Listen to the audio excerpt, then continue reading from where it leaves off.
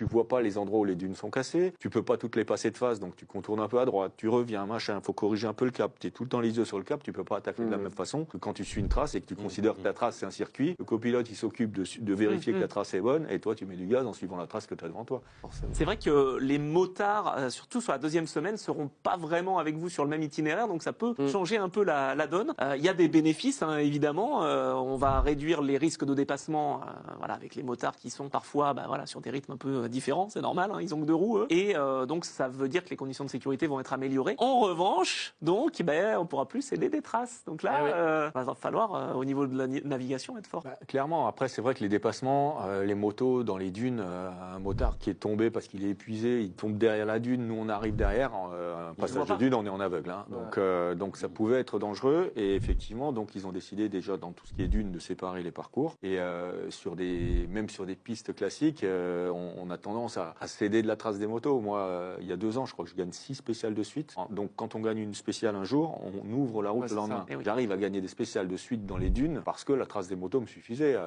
Quand on se retrouve tout seul au milieu de dunes vierges et qu'on fait notre propre trace et qu'on doit aller relier un point sur un cap, on est obligé d'être super concentré sur le cap. Déjà faire ça. Et en plus, tu vois pas les endroits où les dunes sont cassées, tu peux pas toutes les passer de face, donc tu contournes un peu à droite, tu reviens, machin, faut corriger un peu le cap, tu es tout le temps les yeux sur le cap, tu peux pas attaquer de la même façon que quand tu suis une trace et que tu considères que ta trace c'est un circuit, le copilote il s'occupe de vérifier que la trace est bonne et toi tu mets du gaz en suivant la trace que tu as devant toi. Donc il peut y avoir quelques les premières voitures qui vont se retrouver à gagner une spéciale, donc à ouvrir celle du lendemain, potentiellement par rapport au mec qui part 10e derrière, ça peut faire des gros écarts dans les spéciales, ce qui n'était pas le cas quand tout le monde roulait dans une trace. C'est ça. Donc je pense que... Et oui, on essayait justement de redistribuer les cartes, c'est peut-être la manière qui a été trouvée.